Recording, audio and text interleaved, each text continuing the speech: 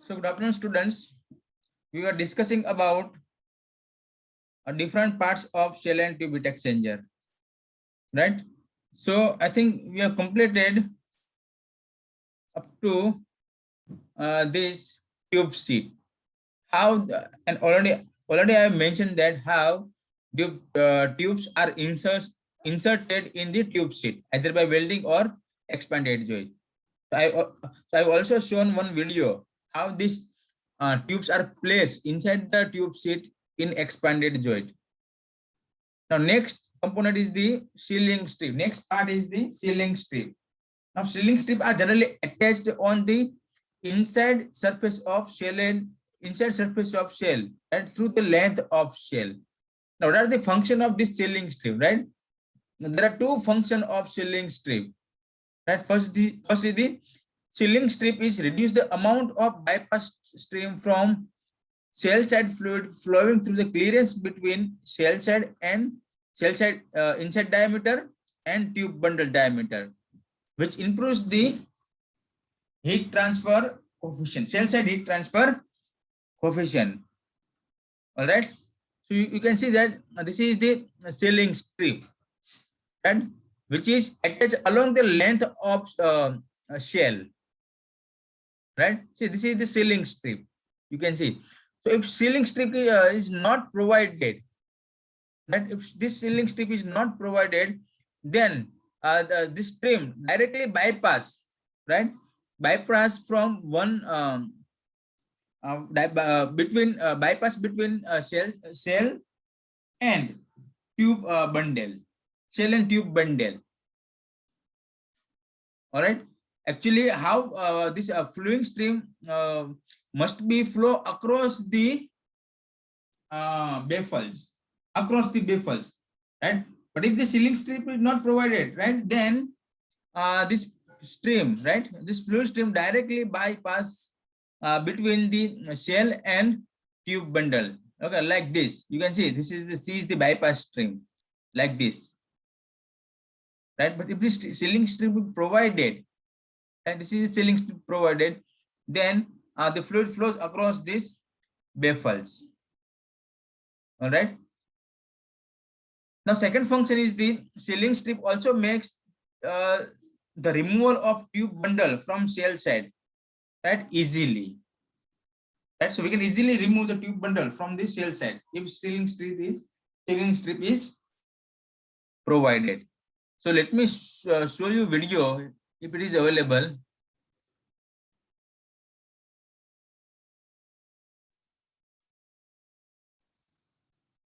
How the sealing strip works.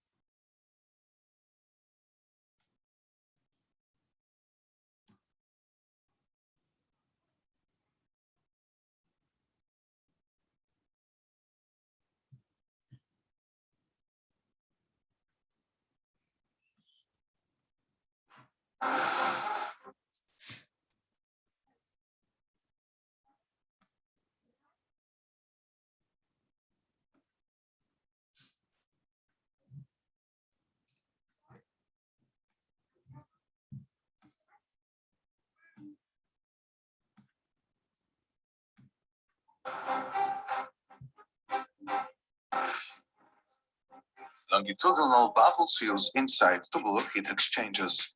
The key function of sealing along longitudinal baffle is to improve the heat exchange conditions inside heat exchanger. Lack of the so this is the actual flow, right? Actual flow of fluid.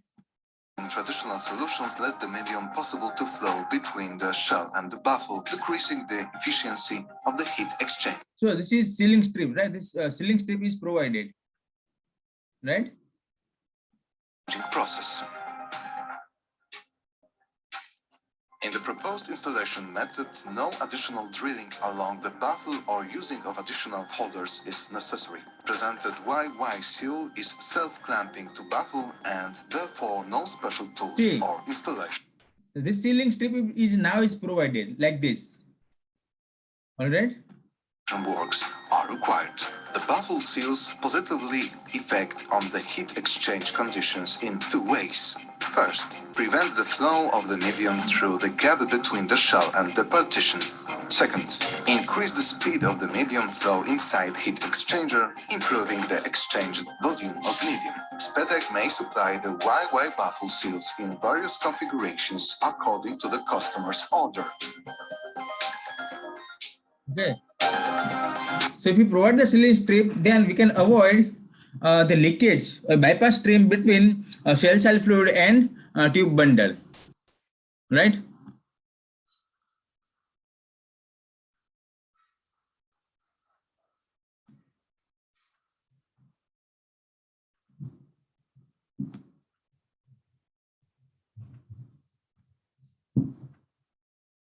Right. Now you can see that this is the sealing step, which is already I have explained. Now next part is the expansion joint, right? Now generally expansion joint is attached to shell, right? Now it is nothing but two pieces of pipe joined together by generally a two piece of pipe are joined together by expansion joint, right? Now expansion joint is used in the fixed tube heat exchanger, right? Generally mostly it is used in the fixed tube heat exchanger, right? To permit the differential thermal expansion or contraction between a shell and tube. Right, we know that if the temperature remains high, there is expansion of the metal, right, which damage the sealing tube heat exchanger, right? But if we provide the expansion joint, right, then this damage can be avoided, right? So this is the one kind of expansion joint. This is just kind of a spring. You say that. That's spring. All right. So once the temperature increase, the material expand, then the spring squeeze. Right, the spring squeeze. Right, so that there is no damage on the shell and tube heat exchanger. Right. So these are the different types of expansion joints. Right, you can see that. Right, flat plate expansion joint. Right, this is just simply a flat plate. All right, then a flanged only heads, right? This is a flange shell or pipe segment type of expansion joint, right? But mostly this bellow type, right? Bellow type expansion joints are commonly used in industry, right?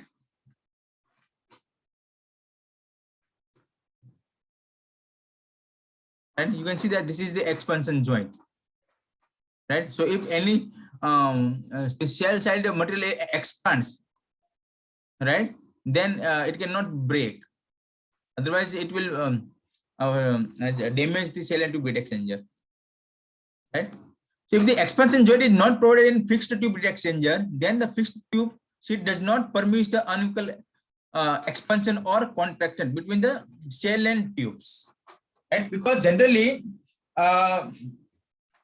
this shell will expand mostly in two ends where there are tube sheet, right? Because at two ends we have a tube sheet, right? And the shell and tube shell is expand in the at the end where the tube sheets are present, right? So this results in development of thermal stress, right, across the tube sheet, right? Because this stress now comes on tube sheet, right? When this shell expand in both sides, it gives stress, right? It gives thermal stress to the tubes, right? So if this thermal stress is highly higher than the permissible value, then it may break, it will develop a crack in the tube sheet, right, which can result at the tube and tube sheet joints, right? So if the stress is very high, right, if the stress is very high, then the stress develop in the tube sheet, so there may possible that the cracks in the tubes may occurs, right, and due to this crack, leakage takes place, right? Now these are the different parts of shell and tube heat exchanger, right? So I've explained the different parts of of shell and tube heat exchanger along with their function, right? Along with function. Now let's see what are the advantages and disadvantages of different types of shell and tube heat exchanger over each other. First, we see the advantages of U-tube and floating head heat exchanger over fixed tube heat exchanger. Right? U-tube and floating head over fixed tube sheet heat exchanger. Now we know that in the fixed tube heat exchanger, tube sheet is fixed, right? Or it is attached, directly joined or welded to shell, so it cannot be easily removed. All right. So these are the advantages. So let's discuss the advantages. Maintenance and cleaning of tube bundle is easier. Why? Because in the U-tube and floating head heat exchanger, we can easily remove, right, the tube bundle for maintenance and inspection, because they are not welded, but they are not fixed, but it is joined by bolt, right, by bolt. So by removing the bolts, you can easily remove the tube bundles for maintenance and cleaning. So it is possible in a U-tube and floating head exchanger, right? But this maintenance and or removal of tube bundle, right? Removal of tube bundle is not possible in fixed tube heat exchanger, right? Not possible in fixed tube heat exchanger. So this is the advantages of U-tube and floating head heat exchanger over shell and tube heat exchanger. All right. Now U-tube and floating head heat exchanger permits the differential thermal expansion or contraction between shell and tube, right? Therefore, the use of expansion joint is not required generally in U-tube and floating heat exchanger. All right.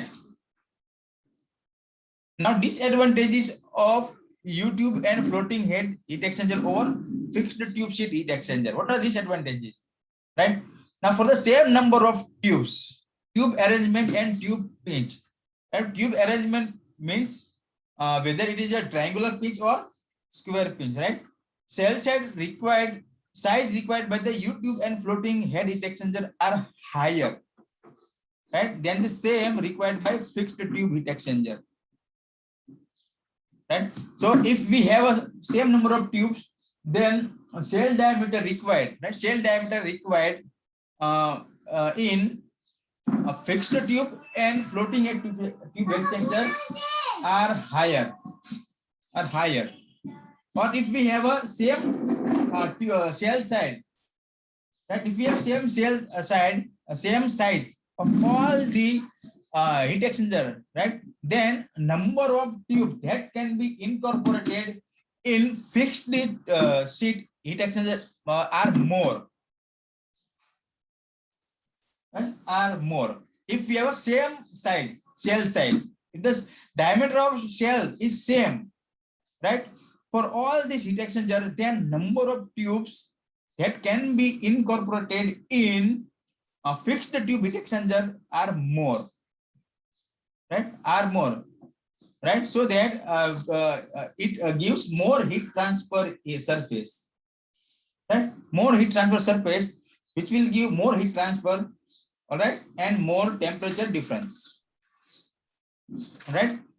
Now in floating head heat exchanger, there is a more clearance, right, between a shell ID and tube bundle diameter, okay, is required. That means ultimately more clearance, more size, okay, or more shell ID diameter. So shell inside diameter. All right. So generally in fixed tube heat exchanger, right, generally the clearance is only 10 mm, while in floating head heat exchanger, the clearance is more, that is 50 to 10 mm is required, right, which increase the shell diameter. So increase the shell diameter means increase the fixed cost. All right. So in case of cooling or heating of shell side fluid, okay, without phase change, that means, okay, heat transfer coefficient obtained in U-tube and floating heat exchanger for a given humidity is less than the same obtained in fixed tube sheet heat exchanger, right? As bypass area, right? Bypass area is higher in U-tube and floating head as compared to fixed tube seat heat exchanger, right? Now, in YouTube and floating head set, bypass area, right, is higher, right? Bypass area is higher, which reduce the heat transfer coefficient, right? But in floating head heat exchanger, right, this bypass area is less, right? So we'll get more heat transfer coefficient in case of fixed tube heat exchanger. Now we'll discuss the advantages of U-tube heat exchanger and over floating head heat exchanger, right? Floating heat exchanger.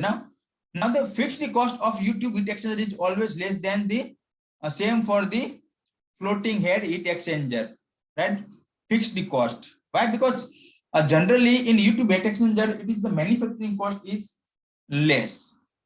That manufacturing cost is less. Why? Because in the floating heat exchanger, right, we have two tube seats, right? So the holes may be required in both tube seats where the tubes may be incorporated, and so the fixed cost is higher, right? Right. So this is the advantages of U-tube heat exchanger. What is the disadvantages of U-tube heat exchanger, right? In U-tube, tube material becomes weaker in bending portion, right? Bending portion. When U-tube heat exchanger, there's a bending in the one side, right? Let me show you U-tube heat exchanger. Yes, see the U-tube heat exchanger, right? The tubes are bent, right? Tubes are bent in one end, right? This is a bending of tube, right, in one end, right? So what are the disadvantages of this bending?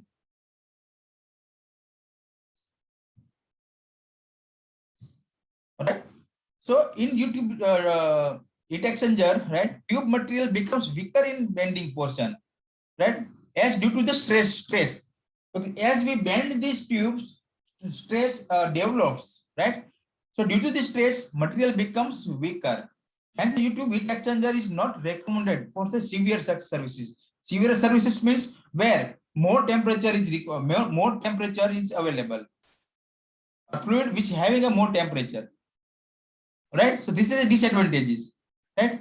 So in U-tube heat exchanger, number of tube cell passes are fixed, right? Only two, right? So it reduces the flexibility in design calculations.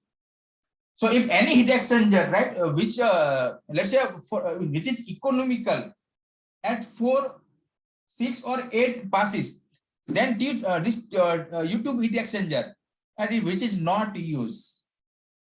So in U-tube heat exchanger, right, number of tube side passes are only 2, right? 2 only, right? But any heat exchanger may not be economical, right, at tube passes, right? Some heat exchanger may be economical at 4 passes, maybe economical at 6 passes or 8 passes, right? So it is not flexible in designing, right? So it reduces the flexibility in design calculations, right? Now U-tube heat exchanger is also not recommended to use for the tube side dirt fluid, right? So if the tube side fluid contains some suspended solids, right, then it can be deposited in tube side, right? So as it is difficult to remove dirt from U-tube, if the tubes are straight, then we can easily remove these dirts or any scales, right, from the tubes, right? But it is very difficult to remove the dirt, especially in U-bend, right? Especially in U-bend, right? We cannot easily remove the dirt or scales in a U-bend easily.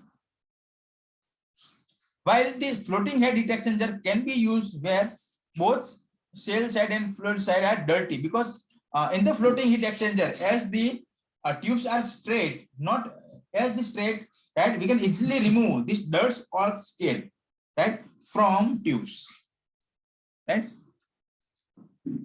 That is these are the advantages and disadvantages of different type of shell and tube heat exchanger, right? Now we will see the design procedure, right? Design procedure of shell and tube heat exchanger, all right?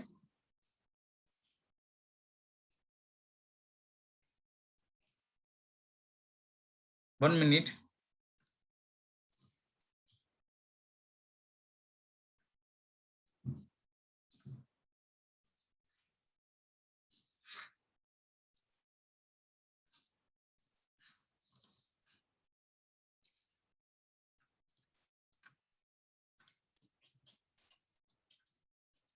Right?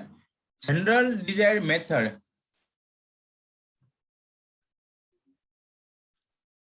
General design method for shell and tube heat exchanger. In this session, we will discuss about the procedure, okay, design procedure of shell and tube heat exchanger. Right. So first, there are different steps. And these are the different steps, right, of design of shell and tube heat exchanger. Right. So first step is the calculation of heat duty. That means we have to determine the rate of heat transfer, right, for a given temperature, for a given temperature change. Temperature change is required, right? Is required, right, by the designer. That means it is temperature difference is fixed.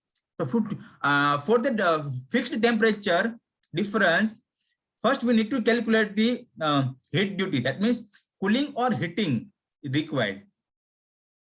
All right. So for cooling or heating, or for no phase change, that means only for heating and cooling without phase change, heat duty is calculated. That means the amount of heat required is determined by equation Q is equal to, right, Q, sorry, this, let's say this is a phi, not Q, but phi is equal to m dot Cp into delta T, where m dot is the mass flow rate of fluid, which is in kg per second, right? Cp is equal to specific heat of fluid, right? Kilojoule per kg into centigrade, right? Delta T is a temperature difference to be carried out, which is fixed, right? And phi is the heat duty required, right, in kilowatt or kilojoule per second. So for using this equation, we can able to calculate the heat duty required, whether a removal heat or adding heat, depending upon whether the cooling takes place or heating takes place, right? So for the cooling, right, for the cooling, we have to remove the heat. While in the heating, right, we have to add the heat. So this is the heat duty, right, rate of heat transfer, right, for either heating or cooling, right, without phase change, right, without phase change. Now second, for condensation with subcooling, right, condensation with subcooling. That means here phase change takes place as well as the cooling takes place, right? So for the condensation, we know that latent heat is removed, right? Latent heat was removed, right? And the subcooling also sensible heat, right? Sensible heat is removed. Now I know you know the difference between heat and latent heat, right? Sensible heat, that means heat is added or removed for only temperature change, right? Temperature change. While the latent heat, right? Latent heat is required, right, for phase change, either phase change from liquid to vapor or vapor to liquid, right? So for liquid to vapor phase change, right, latent heat of latent heat is given, right? Latent is given to fluid for phase change, right? For phase change from liquid to vapor. But for vapor to liquid, then latent heat will be removed, right, from vapor. But here for condensation along with the subcooling, so condensation is not take place, right, for which latent heat will be removed, and for the subcooling, right, sensible heat that will be removed once the condensation is over or once the phase change is over. All right. So for condensation with some cooling, right, phi is equal to m dot lambda. So m dot lambda is for the condensation, right? Heat duty required or heat is removed for the condensation. All right, plus m dot Cl into delta T. This is for the subcooling. Right, m dot again is the mass flow rate of vapor, right? Cl is nothing but the specific heat of condensate, right, which is in kilojoule per kg into centigrade, and lambda is the latent heat of vaporization. Right, general latent heat of vaporization and condensation both are same, right? Both are same, right? Now for reboiler, right? For reboiler, where phase change takes place from liquid to vapor, right? Liquid to vapor. So for the reboiler, heat duty is given as phi is equal to m dot v into lambda multiplied by 1.05, where phi is the heat duty, right? M dot v, which is the vaporization rate of vaporization, right, which is in kg per second, and lambda is the latent heat of vaporization, kilojoule per kg. Now, why we multiply 1.05 here? Because considering 5% heat loss, right? 5% heat loss. So due to this heat loss, this 5%, right? 5% heat will be given more, should be added more, right? So if 0.5 5% here, 0.5, right? So if you divide 5 by 100, you will get 0.05. And if you add 0.05, right, with 1, that will be 1.05, right? 1.05. So we will get, we have to add this 5% heat more, which is considered as a heat loss. So this is a step number 1, calculation of heat duty. All right. Now second step is to determine the mean temperature difference or average temperature difference, right? So mean temperature difference, MTD, which is denoted by MTD, is calculated from equation delta T, right? Delta T is the temperature difference and M for mean, right? Delta T stands for temperature difference and M for mean, which is equal to FT, right? FT into delta T LM, where delta T LM represents, right? Delta T LM represents the logarithmic mean temperature difference, which is in centigrade, right? And this delta T M can be calculated by the equation, right?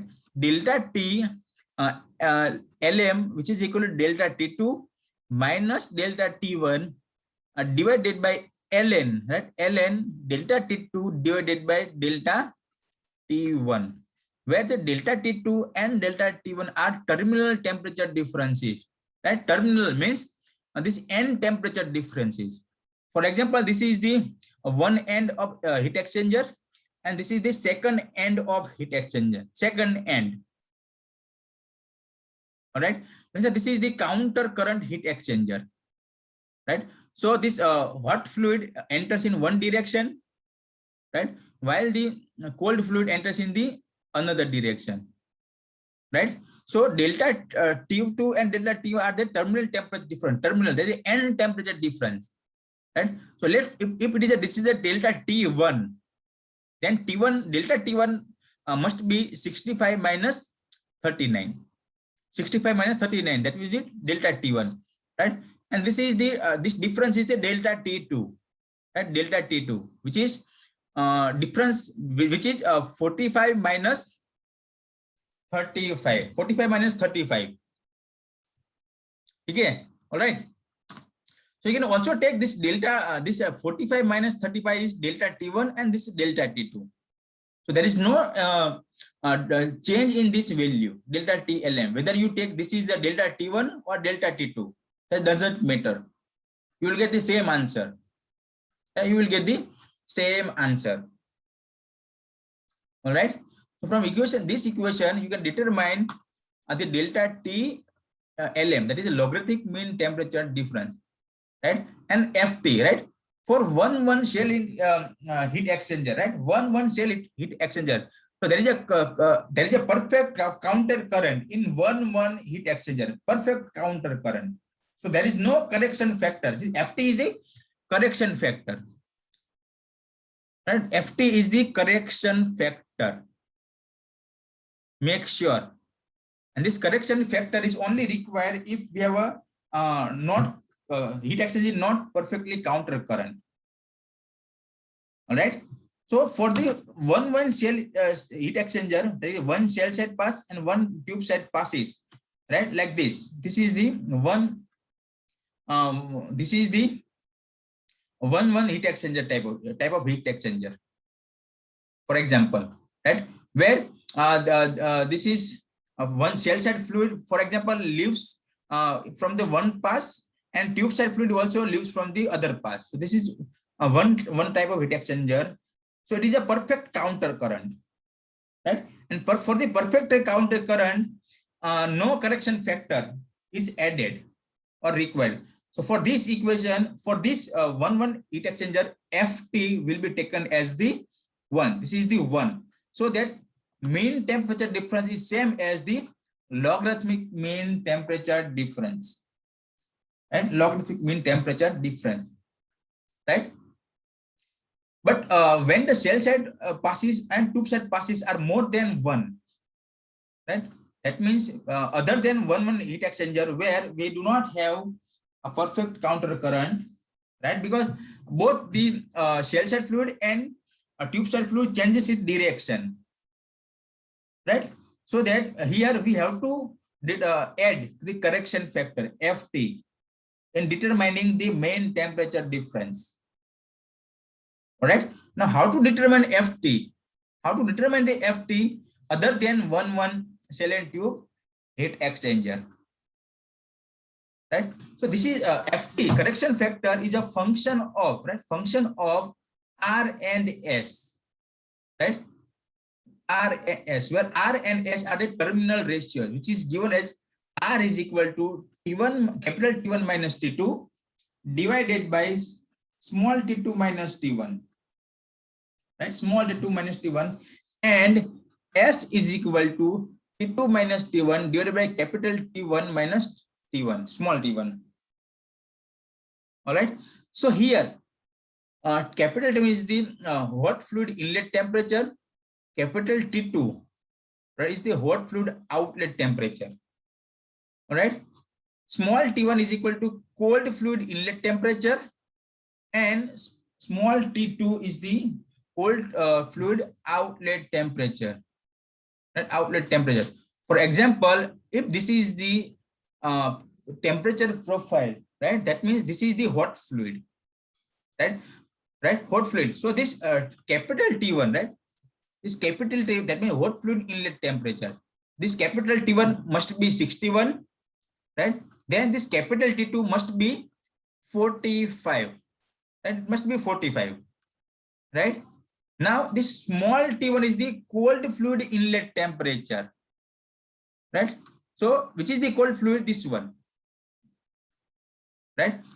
And it is the inlet temperature, cold fluid inlet temperature. So this is the cold fluid, right? And inlet temperature is 45, right? So this must be a T1, small t1, and this must be small t2, because this is a cold fluid. That's why its temperature increase, because cold fluid receive heat from this hot fluid, so its temperature will be increased. All right. So to determine the Ft, first determine R and S using this equation. Right? Now, once you determine R and S, then using this graph, and using this graph, you are able to determine the value of Ft. Right? Value of Ft. Now, how to determine the value of Ft? Let's say, for suppose you get R is equal to, let's say, for example, 0.4. Right? R is the 0.4, for example. Where is 0.4? Here. right? Where is R? So this is the curve line. These are the curves for the R.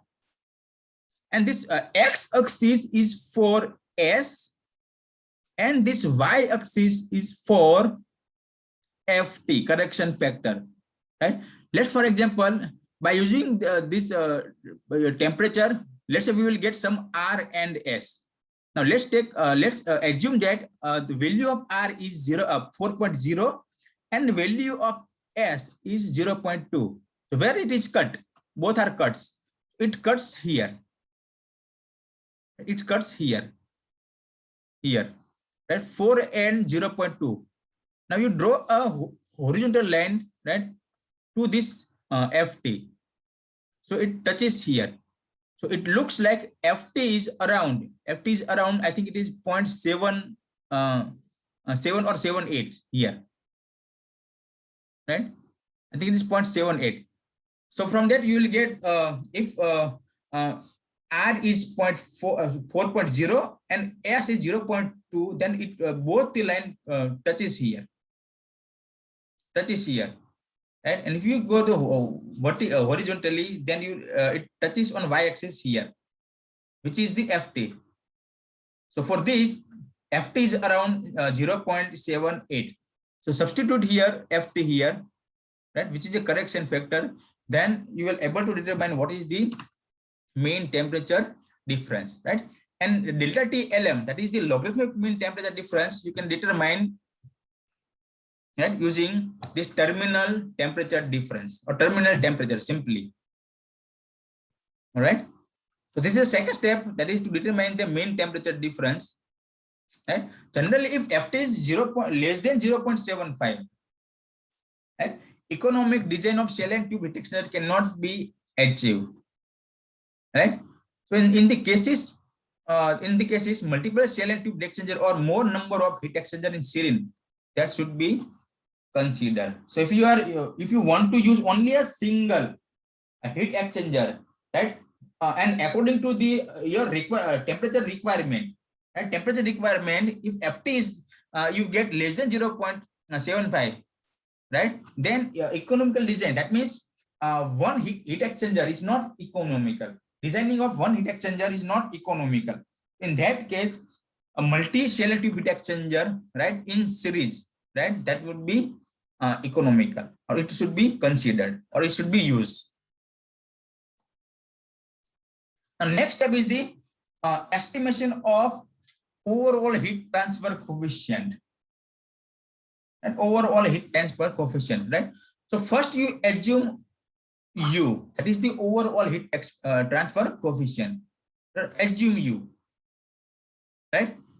Now this U is given in table 6.7 in Bhatt and Thakur book, right? Bhatt and Thakur book for various type of fluid which is placed in shell side and tube side, right? For example, for the water and water system, right? Water system, heat transfer, overall heat transfer coefficient must be around between 800 to 1400.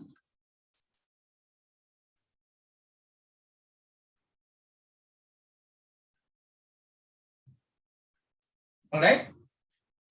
For the, let's say for the in the shell side fluid, we have organic solvent. In the tube side, we have a water. Then the heat transfer coefficient, right, U is around in between 300 to 805 watt per meter square into centigrade. So these data, right, these data are obtained by conducting the experiment separately, and it is mentioned in literature, in books. So this is fixed. This is fixed. It is fixed, right? So first assume overall heat transfer coefficient U for different or system fluids, right? System fluids, tube side fluid and shell side fluid, right, which is given in this table. All right. This is for the condenser and this is for the vaporizer, right? Now find out heat transfer area, right, based upon the selected or assumed heat exchanger, right? Now we know that 5T, right? Or heat transfer, rate of heat transfer is equal to UA delta T. You have already studied in your BTech level, right? Undergraduate level, right? The 5T or 5T is equal to UA delta T LM, UA delta T, or rate of heat transfer is equal to UA delta T, right? So 5T, right? 5T you already calculated by depending upon whether cooling or heating takes place, whether condensation or for the condensation or reboiler. You already take calculate 5T using these equations, right? So 5T is known, right? 5T is known. U is already you assume, right, from these tables for different different fluid or different fluids, right? Delta T LM, right? Delta T LM. Okay, you already calculated, right? For this equation, from this equation, all right, right? So once you have all this value, find out the heat transfer area. This is also called as a provided area or provisional area, right? A provisional, right? Now for the first trial calculation, A is the heat transfer area provided, right? Or actual heat transfer area of heat exchanger, right? Provided. So we know that A is equal to A0, right? Is equal to, in terms of heat exchange area, that is NT pi D0L, right? In terms of tubes area now, because tubes area is tube area is your actual heat transfer area, right? Tube area is your actual heat transfer area, right? So NT is the number of total tubes, right? Pi DOL, so pi DOL is the heat transfer area, right? Or simply area of a single tube, right? Pi DOL is the area of single tube, right? But we are incorporated many tubes, right? Which is the NT, total number of tubes, right? So this is the area of one tube, right? And NT is the area of all tube. So we can also say that this is the area of all tube, which is the heat transfer area, because the heat transfer takes place takes place from tube side area, right? That means from tube to shell or shell to tube. All right, this is trial calculations, right? So first we need to select what is the DO and what is the L, length of tubes, right? So value of DO and L are decided by the design engineer. We don't know whether the DO or L is correct in the first trial calculation or not. That we don't know for a moment, right? But it is decided by the design engineer. Decided by design engineer. Okay. Now A you already calculated here, right? You already calculated here A here, right? DO and L that you choose. Right? DO and L you choose, or is chosen by the design engineer, right? So from this equation, right, now A is known, right? DO and L you choose, right? Pi is known. So from there you can calculate the NT. And NT is nothing but the number of tubes, right? Number of tubes. Now you get number of tubes. This is just design steps, right? Then for the first trial, number of tube set passes and cell passes are decided. So then, okay. So first choose. Let's say tube set passes is 2, then 4, then 6, and then 8. Right? This is just trial calculations, right? And in each trial, okay, the most economical, design data that will be chosen. Design data, that means most economical condition. Okay, economic condition we will also see which is the economical condition, right? So this data should be in economic, should be economic. All right. Then the tube arrangement and type of tube of heat exchanger are also decided. Tube arrangement, that means whether you are going for the triangular pitch or square pitch, right? And type of heat exchanger, whether you are going for U-tube, fixed tube, or floating head tube heat exchanger. All right.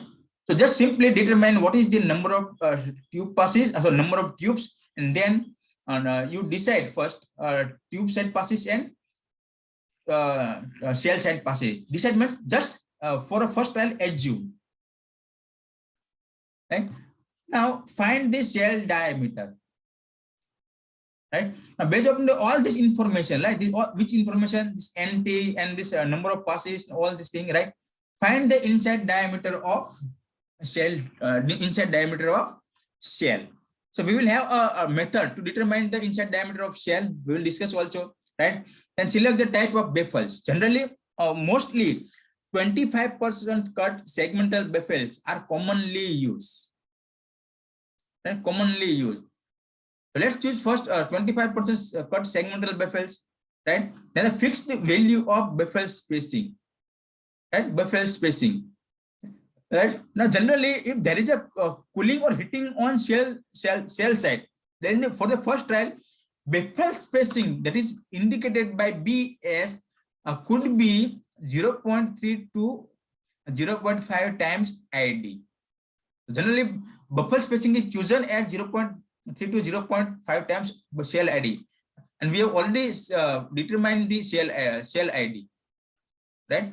Shell ID, find out the inside diameter of shell ID. So first determine the shell ID and take baffle spacing as 0.3 to 0.5 times shell ID. Right? Now if there is a condensation or boiling takes place on shell side, that means for the phase change, right? For the phase change, baffle spacing could be equal to shell ID for the first trial. Right? So for any phase change, for condensation and cooling, right, this baffle spacing should be equal to shell IDs. Right? Now calculation of tube side heat transfer coefficient, right? So this tube side heat side coefficient, calculation of this tube side heat coefficient, that will be seen in next lecture. Right?